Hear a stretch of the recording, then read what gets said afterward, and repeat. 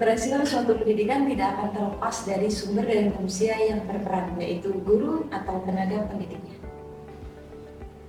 Assalamualaikum warahmatullahi wabarakatuh. Halo semuanya, saya Mega Silvia Dewi. Nah, kesempatan kali ini kita akan membahas tentang peran manajemen sumber daya manusia dalam lembaga pendidikan. Salah satu sumber daya dalam suatu manajemen yang paling penting adalah sumber daya manusia atau human resource. Jadi pentingnya sumber daya manusia ini perlu disadari oleh semua tingkatan dalam manajemen, termasuk juga manajemen dalam pendidikan Islam. Bagaimanapun majunya teknologi saat ini, manajemen sumber daya manusia adalah faktor yang memegang peranan penting dalam suatu keberhasilan organisasi. Dalam lembaga pendidikan, khususnya manajemen sumber daya manusia adalah hal yang sangat penting untuk diterapkan. Karena tanpa manajemen sumber daya manusia, suatu organisasi akan kesulitan dalam mencapai tujuannya. Begitu pula dalam lembaga pendidikan. Peran manajemen sumber daya manusia dalam suatu lembaga pendidikan tentu sangat berkontribusi dalam meningkatkan mutu pendidikan.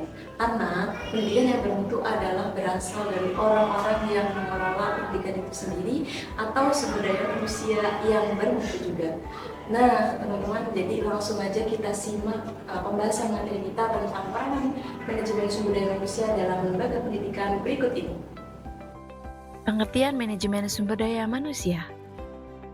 Manajemen adalah sebuah seni yang mengatur proses pemanfaatan sumber daya manusia dan sumber-sumber daya lainnya secara efektif dan efisien untuk mencapai tujuan tertentu.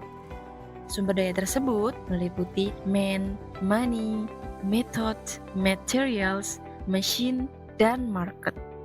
Unsur manusia yang merupakan salah satu unsur sumber daya yang berkembang. Sementara pendidikan adalah pembelajaran pengetahuan, keterampilan, dan kebiasaan sekelompok orang yang diturunkan dari satu generasi ke generasi berikutnya melalui pengajaran, pelatihan, atau penelitian. Pendidikan sering terjadi di bawah bimbingan orang lain, tetapi juga memungkinkan secara otodidak. Menurut etimologi, kata pendidikan itu sendiri berasal dari bahasa Latin, yaitu ducere, yang berarti menuntun, mengarahkan, atau memimpin. Dan awalan yang berarti adalah keluar. Jadi, pendidikan berarti kegiatan yang menuntun keluar. Perbedaan manajemen sumber daya manusia pendidikan dan manajemen sumber daya perusahaan. Jika manajemen sumber daya manusia pendidikan, fokus yang paling kritis adalah pada intensitas manusia yang mencirikan pekerjaannya. Sebuah sekolah adalah organisasi manusia, dalam artian bahwa produk mereka adalah manusia dan proses mereka membutuhkan sosialisasi manusia. Sedangkan manajemen sumber daya manusia perusahaan adalah ilmu dan seni yang mengatur hubungan dan peranan tenaga kerja supaya efektif dan efisien membantu terwujudnya tujuan perusahaan, karyawan, dan masyarakat.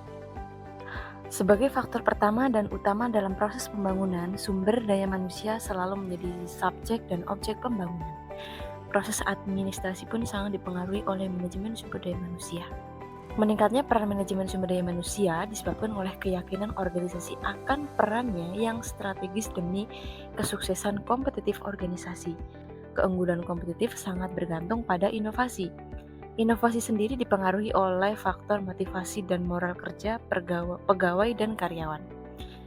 Sikap pegawai atau karyawan merupakan hasil pembentukan kebijakan dan praktik lingkungan manajemen, sehingga peran utama khususnya sumber daya manusia adalah membantu organisasi dalam memenuhi visi, misi, tujuan, dan struktur organisasi. Karena pentingnya peran sumber daya manusia dalam pelaksanaan dan pencapaian tujuan organisasi, maka pengelolaan sumber daya manusia harus memperhatikan beberapa aspek, seperti aspek staffing, pelatihan dan pengembangan, motivasi dan pemeliharaannya yang secara lebih mendetail. Peran manajemen sumber daya manusia sebagai faktor sentral dalam organisasi dapat dikelompokkan menjadi beberapa peran. Di antaranya adalah peran administrasi manajemen sumber daya manusia. Peran ini difokuskan pada pemrosesan dan penyimpanan data, di mana meliputi penyimpanan database dan arsip pegawai, proses klaim keuntungan, kebijakan organisasi tentang program pemeliharaan dan kesejahteraan pegawai, pengumpulan dokumen, dan sebagainya. Yang kedua adalah peran operasional manajemen sumber daya manusia. Peran ini bersifat taktis yang meliputi pemrosesan lambaran pekerjaan, proses seleksi dan wawancara, kepatuhan terhadap kebijakan dan peraturan, peluang bekerja dengan kondisi yang baik, pelatihan dan pengembangan, program K3 dan sistem kompensasi. Yang ketiga, peran strategis manajemen sumber daya manusia.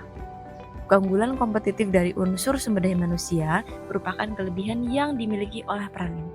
Peran strategis ini menekankan bahwa orang-orang dalam organisasi merupakan sumber daya yang penting dan investasi organisasi yang besar. Agar sumber daya manusia dapat berperan strategis, maka harus fokus pada masalah-masalah dan implikasi sumber daya manusia jangka panjang.